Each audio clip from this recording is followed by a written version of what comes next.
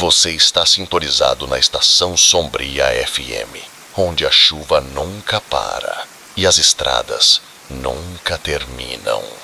A história dessa noite chega pelo chiado até você. Então relaxe, ouça com atenção e não olhe pelo retrovisor. Sei que vocês usam este vídeo para adormecer, então antes disso, curtam o vídeo e inscrevam-se no canal. Aliás, de onde vocês são e que horas estão assistindo agora? Acomodem-se e relaxem.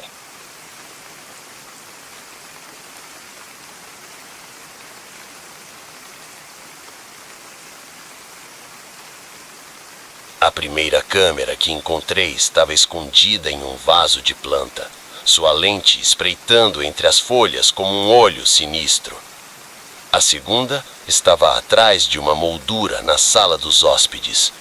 Quando descobri a terceira, acomodada no chuveiro, minhas mãos tremiam tanto que mal conseguia segurar meu celular. Mas foi ao tentar sair e descobrir todas as portas e janelas trancadas do lado de fora que percebi o verdadeiro horror da minha situação.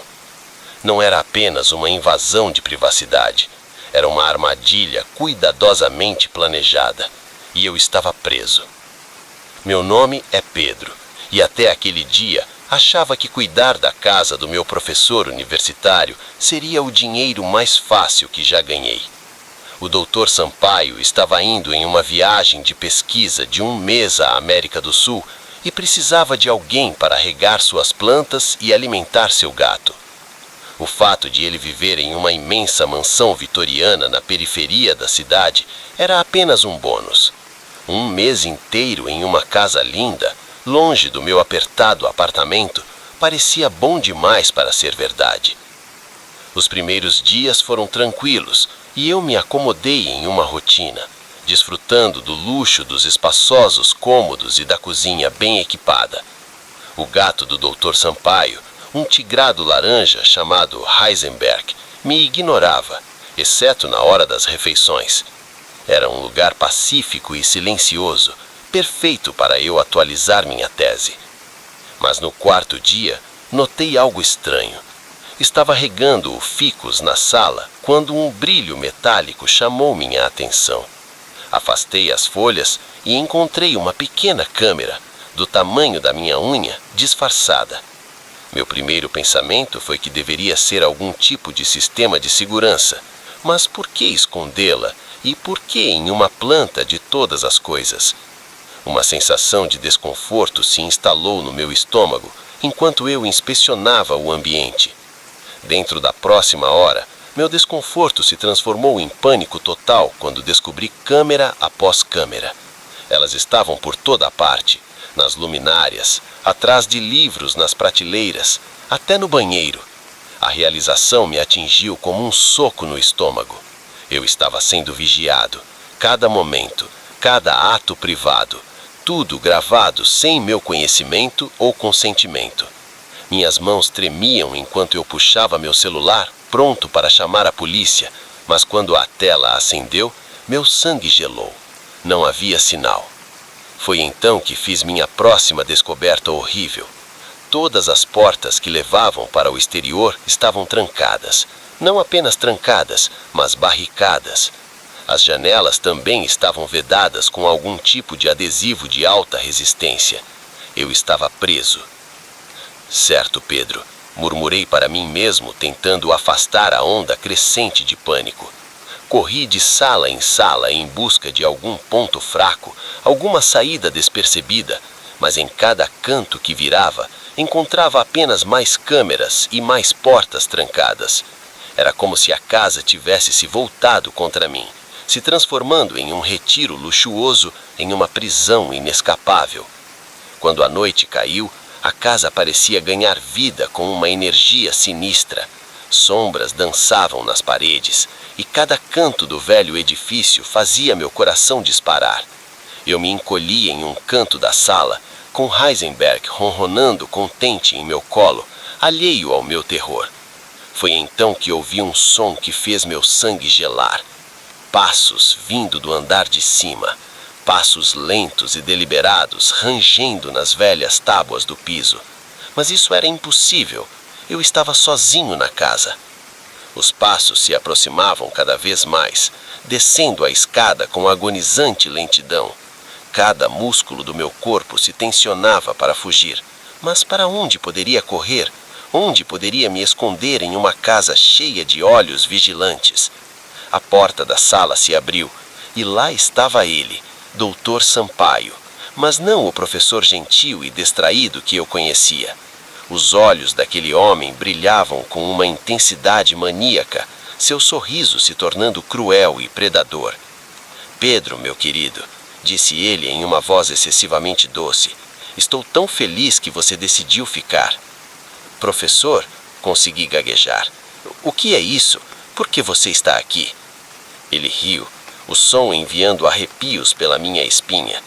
As câmeras, as trancas, tudo isso é por você, Pedro, para minha pesquisa. Minha mente acelera tentando entender suas palavras. Pesquisa? Do que você está falando? Sobre o comportamento humano, meu querido, os efeitos do isolamento, supervisão e medo na psique. E você? Bem, você é o meu perfeito sujeito de estudo. Ele me examinou como se eu fosse um espécime interessante em uma lâmina de microscópio, e eu me encolhi ainda mais no canto. Jovem e inteligente, confiante, será fascinante assistir você se desmoronar. O horror total da situação me atingiu. Eu não era um convidado, eu era um experimento, um rato de laboratório. Você está louco, sussurrei, minha voz tremendo. Você não pode fazer isso.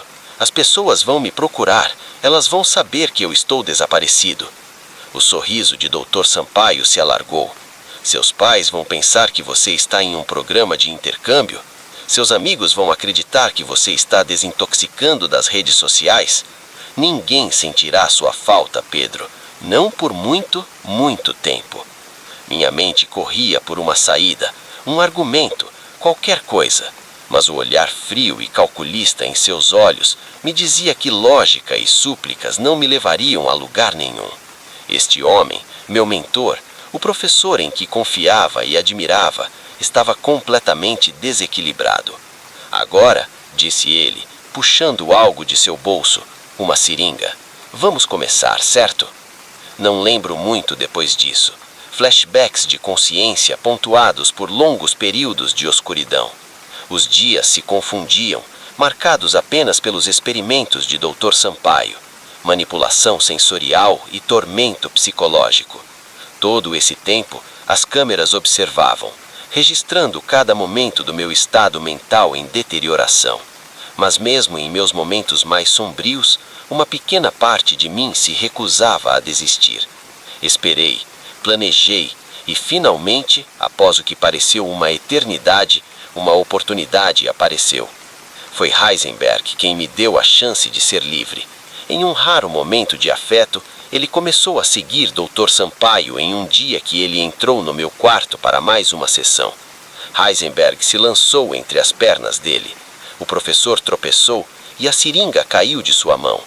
Nesse momento de distração, reuni toda a força que me restava e me lancei contra ele. Agarrei a seringa e meus dedos se fecharam em torno dela exatamente quando o Dr. Sampaio recuperou o equilíbrio. Lutamos, rolando pelo chão em uma luta desesperada. Gostaria de dizer que foi habilidade ou estratégia que venceu o dia, mas na verdade foi pura desesperança animal. Enquanto lutávamos, consegui direcionar a seringa para ele e cravá-la em sua coxa. Seus olhos se arregalaram de choque. Depois ficaram opacos quando o sedativo que ele havia preparado para mim fez efeito. Ofegante e tremendo, me ergui. Sabia que não tinha muito tempo, e com mãos trêmulas, procurei em seus bolsos e encontrei um molho de chaves.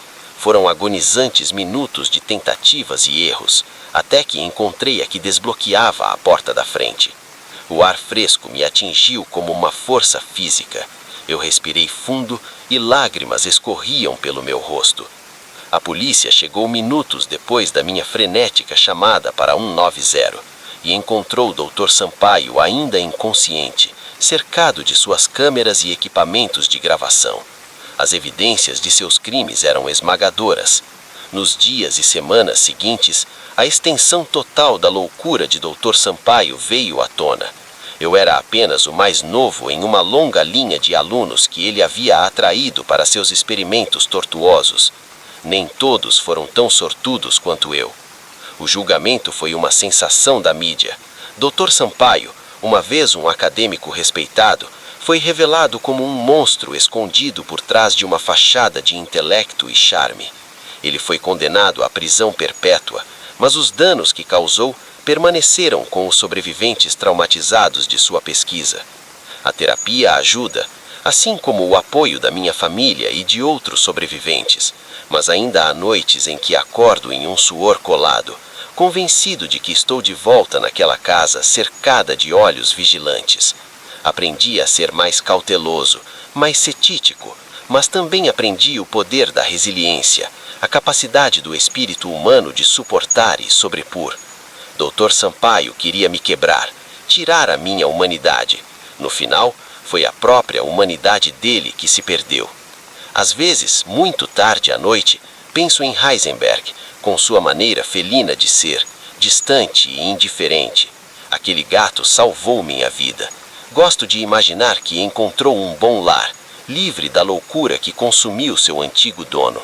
Quanto a mim, estou enfrentando um dia a cada vez, reconstruindo, retomando minha vida e sempre verificando se há câmeras escondidas.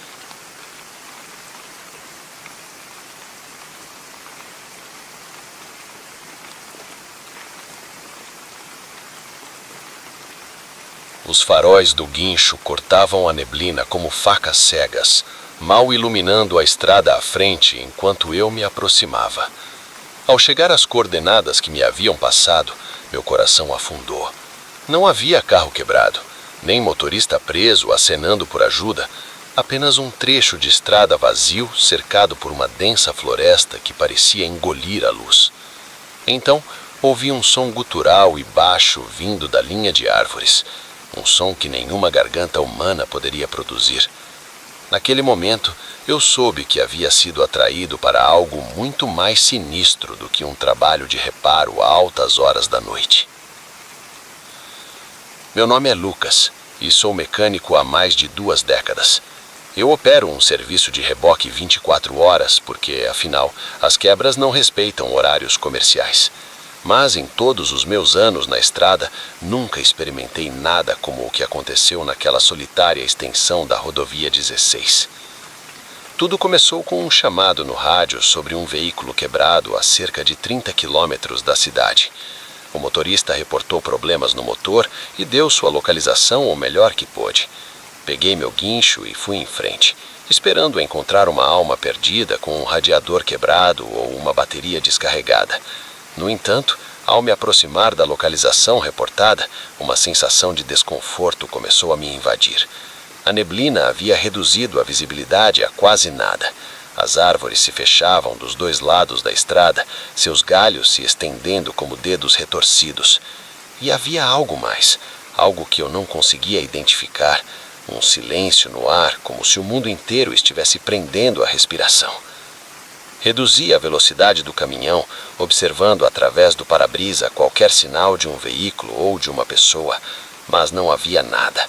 Nenhum carro, nenhuma pessoa, nem mesmo marcas de pneus na estrada, apenas aquele muro impenetrável de neblina e a presença ameaçadora da floresta. Tentei entrar em contato com a central, mas tudo o que recebi foi estática. Não havia sinal de celular aqui também. Olhando para o meu telefone, percebi que estava sozinho. Abri a janela. Alguém por aí precisa de ajuda? Minha voz parecia ser engolida pela neblina. Nenhum eco retornou. E então ouvi aquele som baixo e ronco, a princípio quase como um rosnado de um grande cachorro, mas foi crescendo e se tornando algo entre um rugido e um grito. O som fez os pelos da nuca se erguerem e enviou um frio pela minha espinha. Cada instinto me dizia que deveria sair de lá, dar meia volta e voltar para a civilização, mas eu não podia. E se alguém realmente estivesse em apuros lá fora? Era meu dever ajudar, não importava quão assustador fosse. Respirei fundo, peguei minha lanterna e saí do caminhão. A neblina imediatamente me envolveu, fria e úmida contra minha pele. Varri o feixe da minha lanterna de um lado para outro pela estrada, procurando qualquer sinal de um veículo ou de uma pessoa. Alô? Chamei novamente, tentando manter a tremura fora da minha voz. Sou do serviço de assistência na estrada. Tem alguém por aí? Outro rugido cortou a noite, mais próximo dessa vez, muito mais próximo. Meu coração pulsava forte no peito, e o feixe da lanterna captou algo se movendo na floresta, algo grande. Por um momento, fiquei paralisado, incapaz de processar o que estava vendo. Era como se meu cérebro se negasse a aceitar a informação que meus olhos estavam enviando, porque o que eu via não era possível. Uma forma enorme emergiu da linha de árvores, cerca de 2,5 metros de altura e com um corpo que parecia de tanque, mas não era humano.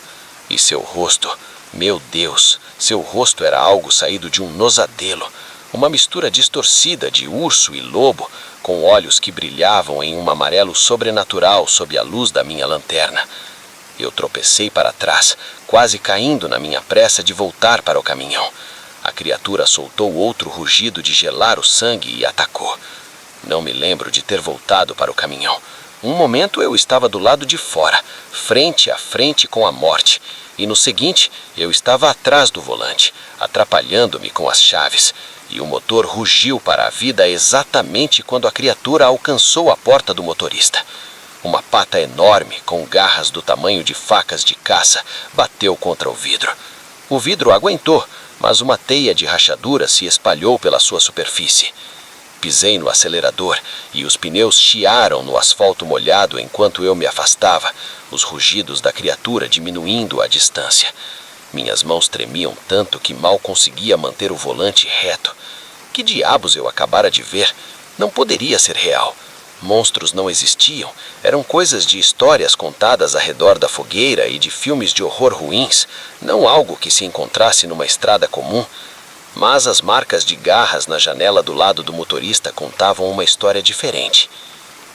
Dirigi por horas, com a sensação de que estava em um desadelo, com muito medo para parar, muito abalado para fazer qualquer coisa além de manter o pé no acelerador e os olhos na estrada. Só quando vi as luzes familiares da cidade comecei a relaxar.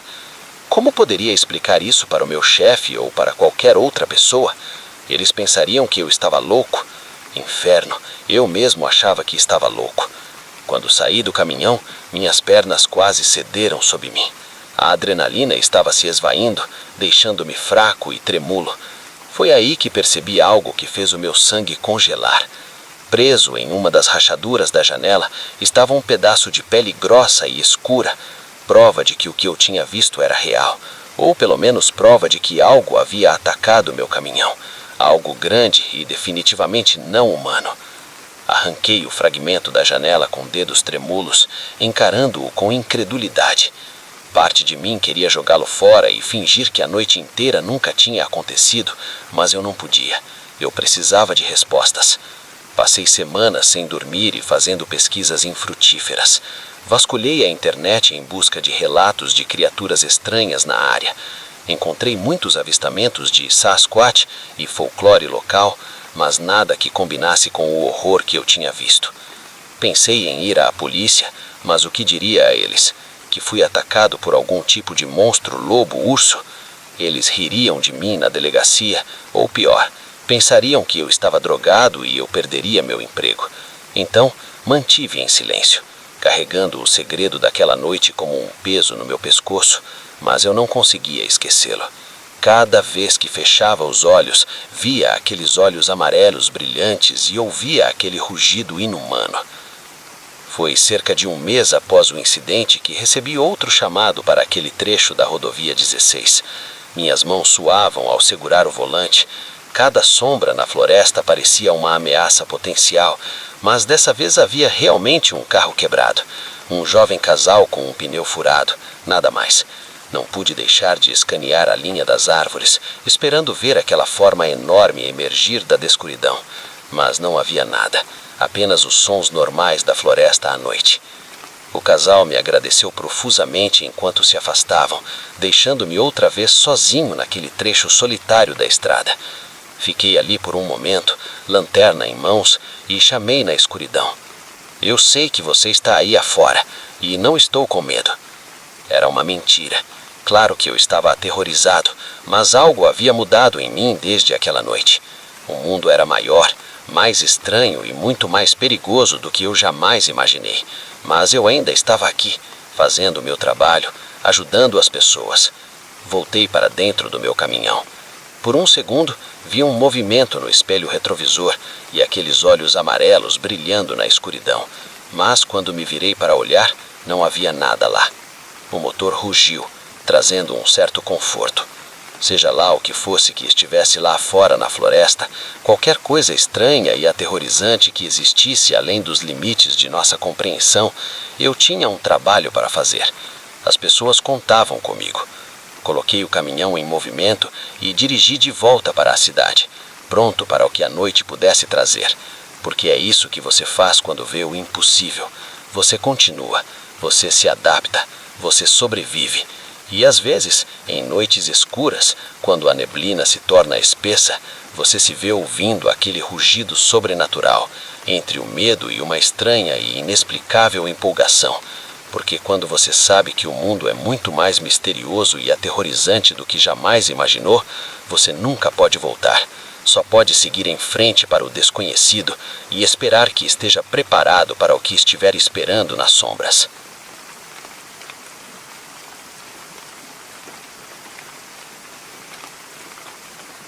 Está acordado ainda?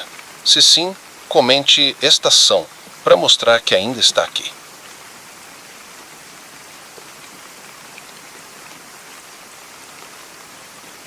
No momento em que nosso carro parou nos arredores de São Lúcio, percebi que estávamos em apuros.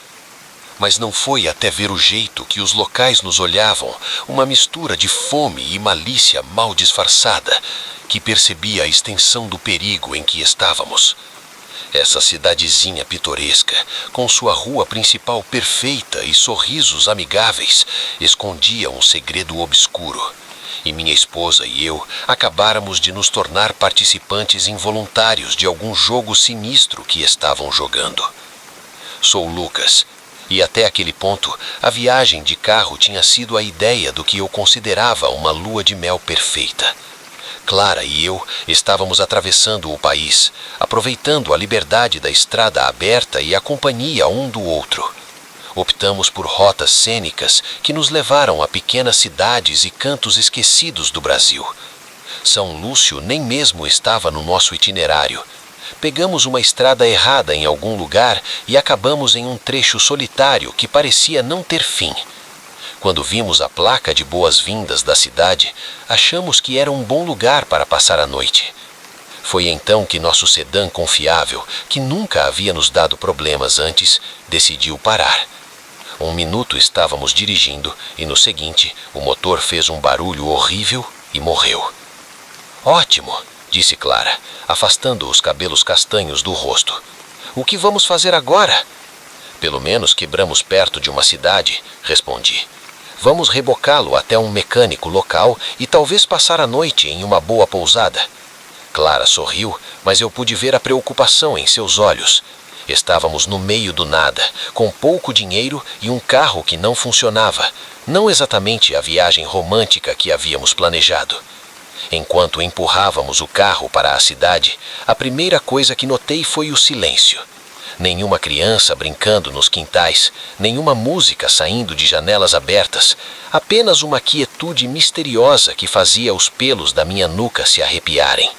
Conseguimos levar o carro a uma pequena oficina na rua principal, e o mecânico, um homem corpulento com mãos manchadas de graxa e uma carranca permanente, mal olhou para nós quando examinou o motor. Vai levar alguns dias para consertar, resmungou ele. As peças vão ter que vir de fora. Alguns dias, disse eu, meu coração afundando. Não há nada que você possa fazer para acelerar isso? Ele me encarou com um olhar frio que me fez dar um passo involuntário para trás. As coisas andam devagar por aqui, rapaz da cidade. É bom você lembrar disso. Enquanto nos afastávamos da oficina, não conseguia me livrar da sensação de que acabávamos de receber algum tipo de aviso. Lucas, sussurrou Clara, apertando meu braço com força. Algo não está certo aqui. Essas pessoas, o jeito que estão nos olhando. Eu também notei que todos que passavam na rua nos encaravam com uma intensidade desconcertante. Alguns sorriam, mas o gesto parecia forçado. Seus olhos continham algo que se assemelhava à antecipação. Encontramos um pequeno motel nas arredores da cidade e a recepcionista, uma senhora idosa com um sorriso largo, parecia quase feliz ao nos entregar a chave do quarto. Não recebemos muitos visitantes aqui em São Lúcio, disse ela, com uma voz doce como mel. Espero que vocês fiquem mais um tempo. Assim que a porta se fechou atrás de nós, Clara se virou para mim, seu rosto pálido. Não importa se tivermos que caminhar, Lucas. Não podemos ficar aqui. Queria dizer a ela que estava exagerando, que cidades pequenas eram apenas diferentes do que estávamos acostumados, mas no fundo também sentia uma sensação de crescente dread que parecia permear o próprio ar de São Lúcio. Tudo bem, disse, tentando soar mais calmo do que me sentia. Logo pela manhã, vamos encontrar uma forma de sair daqui, mas por agora, vamos tentar descansar. O descanso não veio facilmente naquela noite. Cada rangido do velho motel, cada som distante da cidade nos deixava nervosos. Quando a manhã finalmente chegou, estávamos ambos exaustos, mas aliviados ao ver o sol. Quando saímos de nosso quarto prontos para encontrar uma saída de São Lúcio, fomos recebidos por um grupo de moradores em um semicírculo solto, bloqueando nosso caminho para a rua. No centro deles estava um homem de terno que poderia ter sido elegante há décadas. Ele sorriu para nós, mas o sorriso não alcançou os olhos. "Bom dia", disse o prefeito, com uma voz suave como o óleo. "Sou o prefeito Almeida e estamos muito felizes que vocês decidiram nos visitar aqui em São Lúcio." "Estávamos apenas saindo", gaguejou Clara, sua mão encontrando a minha e apertando-a com força. O prefeito alargou seu sorriso, revelando dentes demais. "Receio que isso não será possível, porque uma vez que você vem para São Lúcio, não sai mais. É assim que as coisas funcionam." "Estou tentando entender o que está acontecendo. Veja, nosso carro será consertado em alguns dias e não seremos mais um incômodo para vocês." O prefeito riu, o som enviando um arrepio pela minha espinha. "Você não me entende. Vocês não vão sair em alguns dias. Nunca sairão. São Lúcio precisa de sangue novo para manter as coisas frescas." Foi então que notei as mudanças sutis nas pessoas de São Lúcio ao meu redor.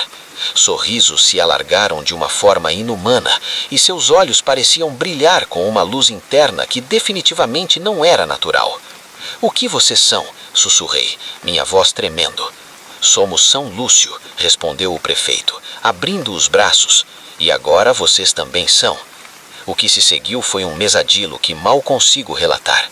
Clara e eu corremos, é claro. Corremos até os nossos pulmões queimarem e nossas pernas parecerem gelatina, mas parecia que São Lúcio tinha outros planos para nós. Sempre acabávamos de volta no centro da cidade. As ruas que deveriam nos levar para fora se torciam de maneiras impossíveis, como se a própria geografia do lugar estivesse se deformando ao nosso redor, nos prendendo em um labirinto sem fim. Os moradores nos perseguiam com uma determinação tenaz que era aterrorizante em sua intensidade. Eles não pareciam cansados, não desaceleravam e a cada hora que passava tornavam-se cada vez menos humanos. Vimos rostos se esticarem e se distorcerem, membros elongarem a comprimentos impossíveis. O próprio ar sentia-se tremer, como se a realidade estivesse tendo dificuldades para manter sua forma na presença deles. Encontramo-nos encurralados na velha igreja nos arredores da cidade. As janelas estavam fechadas com tábuas e as cortiças barricadas com o que conseguimos encontrar, mas podíamos ouvi-los do lado de fora arranhando as paredes. "Lucas", soluçou Clara, seu rosto coberto de terra e trigos. "O que eles são?" Queria ter uma resposta para ela, alguma explicação que fizesse sentido da loucura em que nos encontramos, mas tudo o que pude fazer foi segurá-la e prometer que de alguma forma encontraríamos uma saída daquela situação.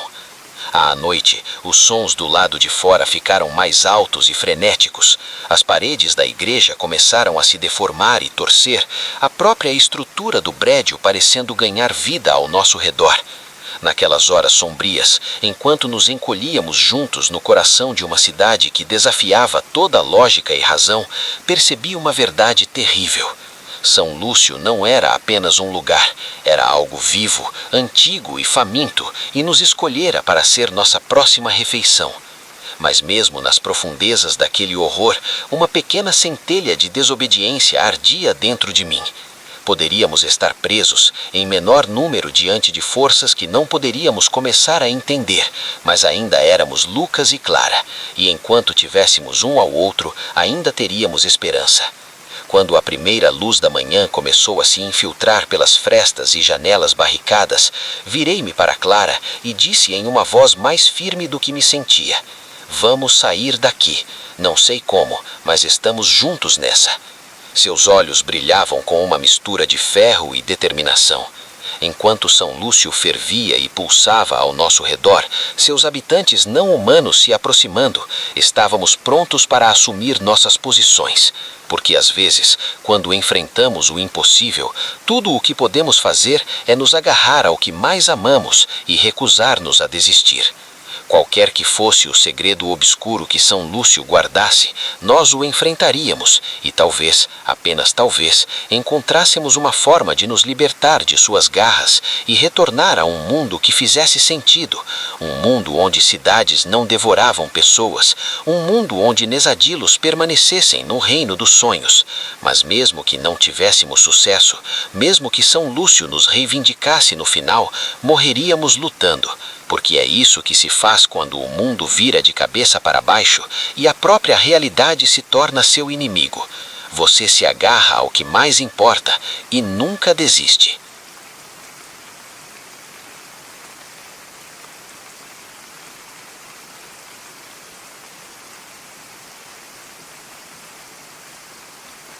A luz da minha lanterna piscou enquanto passava pela entrada da caverna, revelando símbolos antigos esculpidos na rocha.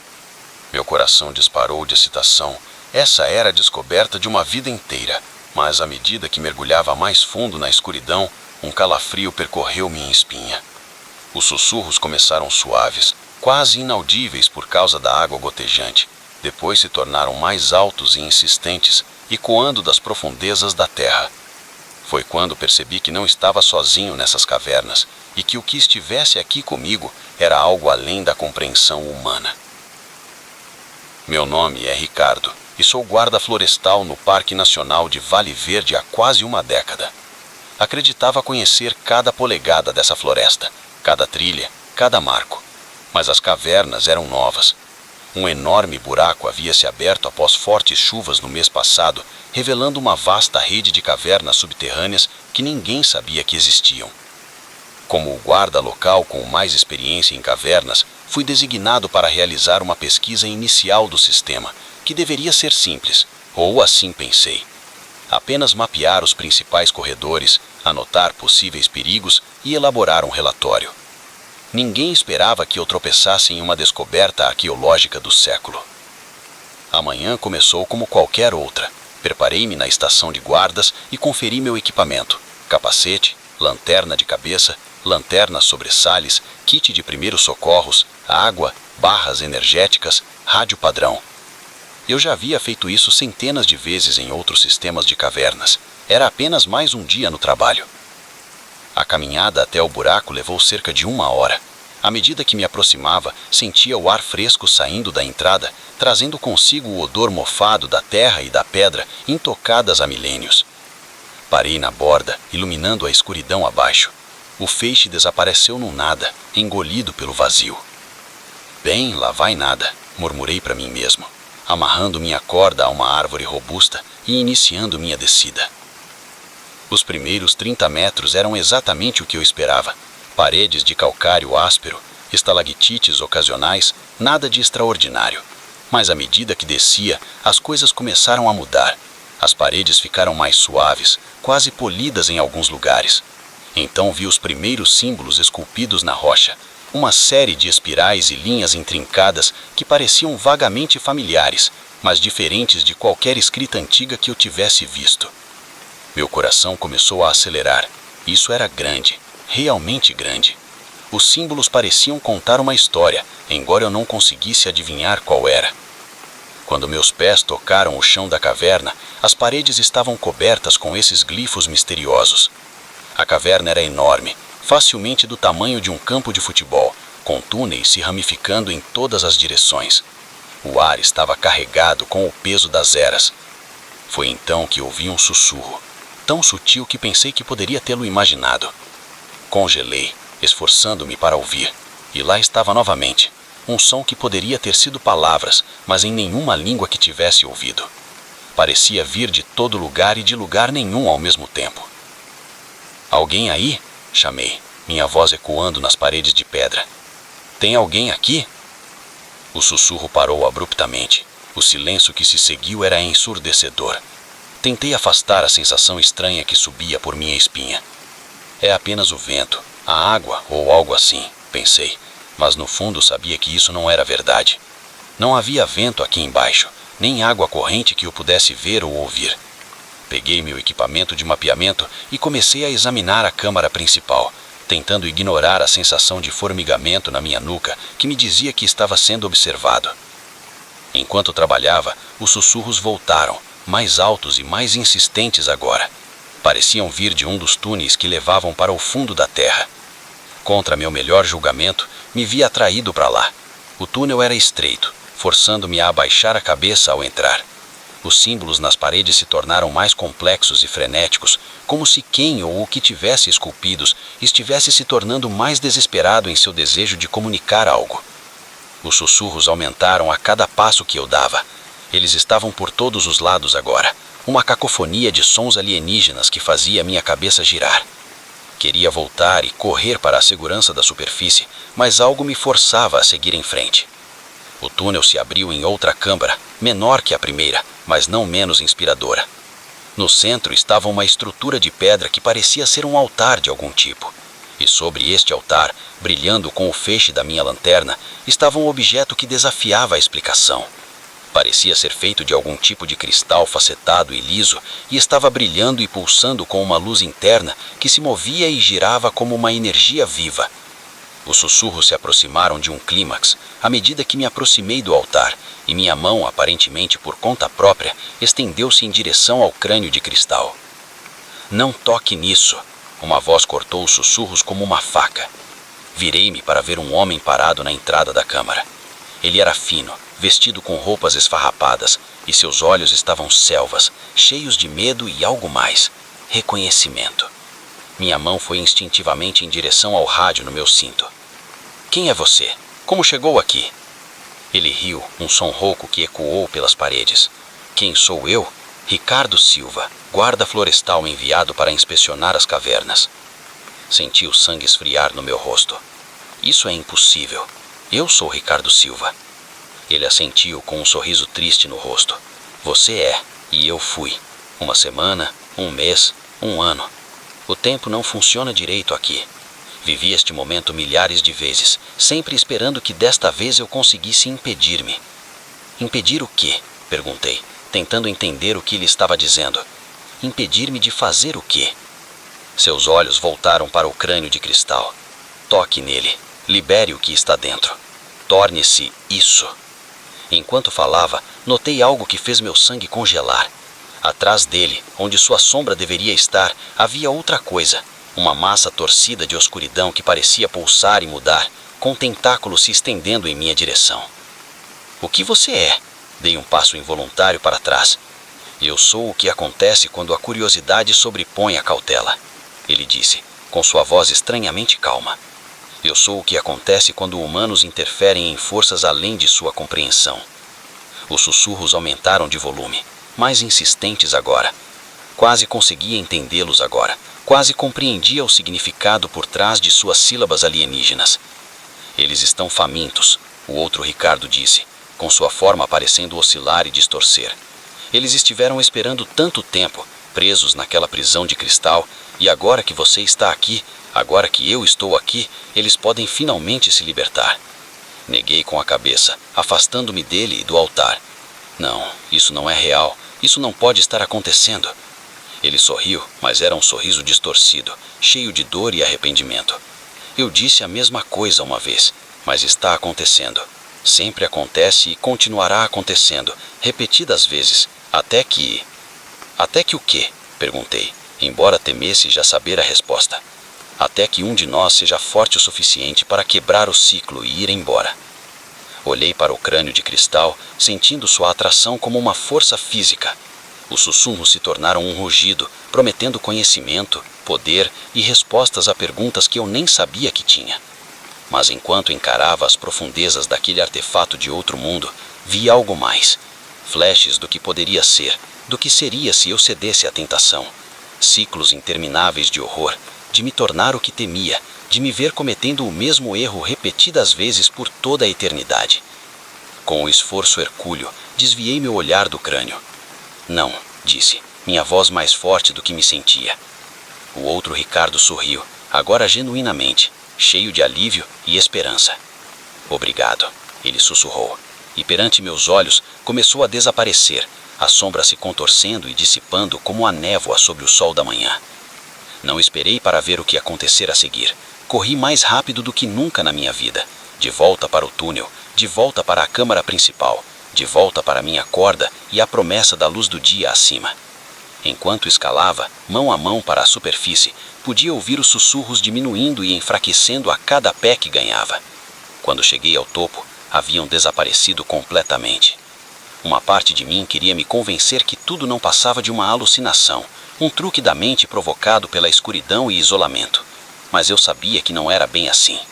Relatei que as cavernas estavam muito inseguras e instáveis para serem exploradas. Recomendei que fossem fechadas permanentemente. Se meus superiores acharam minha insistência estranha, não disseram nada. Às vezes, tarde na noite, penso que ainda posso ouvir aqueles sussurros me chamando das profundezas da terra, mas não respondo, não volto, porque agora sei que alguns segredos devem permanecer sepultados. É melhor deixar algumas perguntas sem resposta, e às vezes a coisa mais corajosa que você pode fazer é se afastar.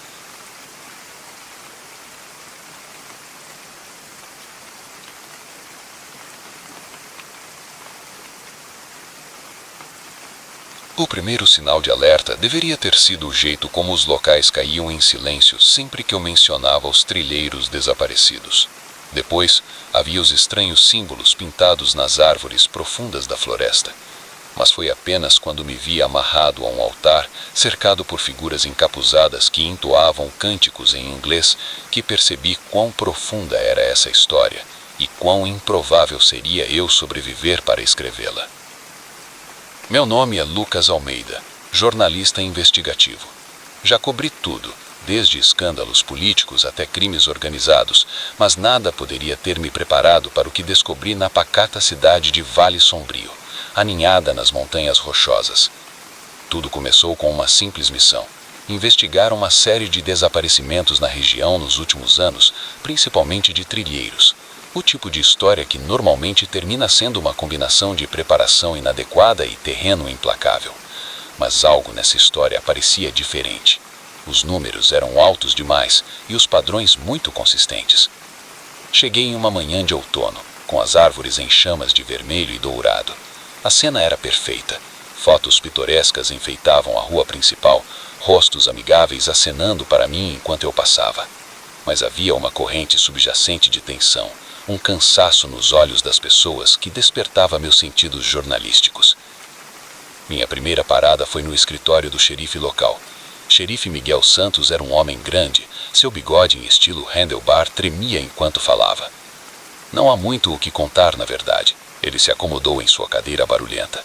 A natureza é perigosa e as pessoas se perdem. É uma pena, mas acontece. Mas enquanto falava, notei que seus olhos estavam sempre fixos em um mapa na parede com clusters de alfinetes vermelhos marcando os locais dos desaparecimentos. Eles formavam um padrão distinto que não poderia ser explicado por acaso. O que é aquilo? Perguntei, tentando manter o tom casual, e a atitude do xerife mudou instantaneamente. Ele se levantou e seu corpo bloqueou minha visão. Eu acho que já terminamos aqui, Sr. Almeida. Vale Sombrio aprecia sua preocupação, mas temos tudo sob controle. Saí mais certo do que nunca de que algo estava muito errado naquela cidade. Nos dias seguintes, tentei entrevistar os moradores locais, mas aqueles que falavam me davam a mesma linha decorada. Acidentes trágicos, nada mais. Seus olhos, no entanto, contavam uma história diferente. Segredos e medo. Foi Marco, um adolescente desajeitado que trabalhava no restaurante local, quem finalmente me deu algo concreto. Ele me interceptou ao sair. Sua voz era mal um sussurro. Se você quer saber a verdade, dê uma olhada no Pico do Corvo, mas tenha cuidado. Eles são... Antes que eu pudesse perguntar quem eram eles, ele desapareceu, deixando-me com mais perguntas do que respostas. Na manhã seguinte, segui para o Pico do Corvo. Era uma trilha difícil, com o caminho coberto de mato e mal sinalizado. À medida que subia, a floresta parecia se fechar ao meu redor, e o alegre canto dos pássaros nos níveis mais baixos deu lugar a um silêncio inquietante. Foi então que vi o primeiro símbolo entalhado em um enorme carvalho. Parecia uma estrela distorcida dentro de um círculo. Algo sobre aquilo fez minha pele arrepiar. Vi mais em árvores, rochas e até arranhados na terra da trilha. Perto do cume, encontrei algo que me fez parar. Uma pequena clareira escondida da trilha principal. No centro, havia um anel de pedras, cada uma entalhada com os mesmos símbolos inquietantes. E no meio do anel, cinzas frescas, os restos de um grande fogo. Estava tirando fotos com as mãos trêmulas, quando ouvi um som levado pelo vento, numa voz baixa e ritmada, numa língua que nunca tinha ouvido antes, e estava se aproximando. Me escondi atrás de uma grande rocha, com o coração acelerado. Através de uma fresta, vi uma procissão de figuras vestidas de capuzes cobrindo seus rostos, subindo por um caminho escondido. Eles arrastavam um homem, mesmo de longe podia ver que ele estava apavorado. Eu sabia que deveria correr, voltar para a cidade e pedir ajuda, mas o jornalista em mim não conseguia desviar o olhar. Eu precisava saber mais, então o segui, o mais silenciosamente possível, até um platô próximo ao pico da montanha. Havia um enorme altar de pedra, antigo e desgastado pelo tempo, cercado por pedras em pé cobertas com aqueles símbolos alienígenas. Os cultistas encapuzados se reuniram ao redor do altar e seus cânticos aumentaram de volume. Levantei minha câmera, determinado a documentar o que estava prestes a acontecer, mas antes que pudesse tirar uma única foto, mãos fortes me agarraram por trás, e um pano com o sabor suave foi pressionado sobre meu nariz e boca. Enquanto minha consciência se apagava, ouvi uma voz familiar dizendo: "Eles estavam observando o Sr. Almeida." Acordei amarrado ao altar, a pedra fria sugando meu calor do corpo. Uma das figuras encapuzadas deu um passo à frente e abaixou o capuz. Eu o reconheci imediatamente. Xerife Miguel. "Você deveria ter deixado as coisas como estavam", ele disse, sua voz carregada com o que soava quase como arrependimento. "Vale Sombrio tem um dever sagrado que foi passado por gerações. Nós mantemos os antigos felizes e, em troca, eles deixam o resto do mundo em paz." "Isso é insano", disse eu, lutando contra minhas amarras. "Vocês estão matando pessoas inocentes." O xerife balançou a cabeça. "Algumas vidas a cada ano para salvar milhões. É o preço que aprendemos a pagar." Enquanto falava, o ar ao nosso redor começou a brilhar e se distorcer, e o cântico cresceu incrivelmente alto, reverberando em meus ossos. E então eu vi uma ruptura na própria estrutura da realidade se abrindo como uma ferida. O que emergiu daquele portal impossível era indescritível. Tentáculos, olhos enormes e massas repletas de dentes, tudo mudando e se transformando, nunca se estabelecendo em uma única forma. A visão ameaçava destruir minha sanidade. Eu gritei, mas o som se perdeu na cacofonia dos cânticos e nos rugidos ancestrais da criatura acima de mim. Era isso, percebi. Era assim que eu ia morrer, sacrificado a algum horror cósmico no topo de uma montanha no meio do nada. Mas mesmo enquanto o terror ameaçava me dominar, o jornalista em mim se recusava a desistir. Meus dedos, dormes de frio e terror, trabalhavam nas cordas que me prendiam. Anos de yoga e escalada me tornaram mais flexível do que meus captores imaginavam. Quando o xerife levantou uma adagá, sua blástia brilhando com uma luz sobrenatural, fiz meu movimento com um último esforço desesperado.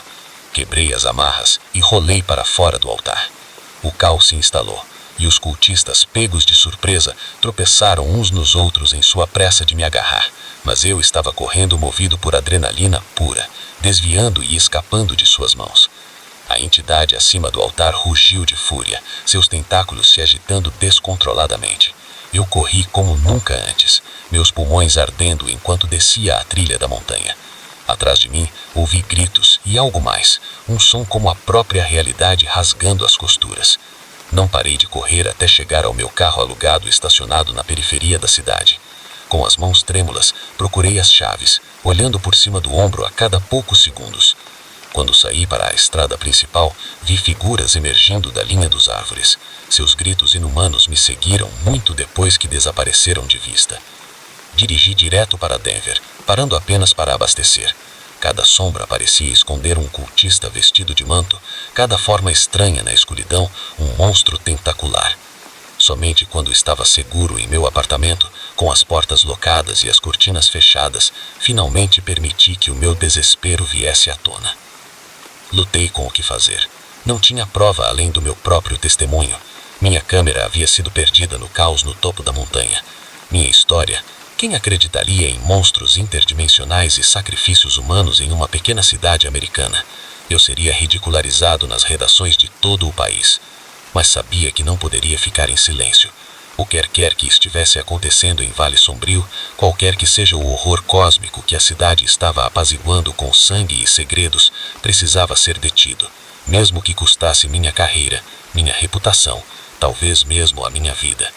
Eu tinha que tentar. Então aqui estou, sentado agora, digitando este relato. Não sei se algum dia verá a luz do dia, se alguém acreditará em mim, mas tenho que tentar porque agora sei a verdade. O mundo é mais estranho e aterrorizante do que podemos imaginar, e às vezes, a única coisa que separa a humanidade do horror inimaginável é a coragem de falar e iluminar os cantos mais sombrios da existência. Se você está lendo isso, significa que de alguma forma eu consegui.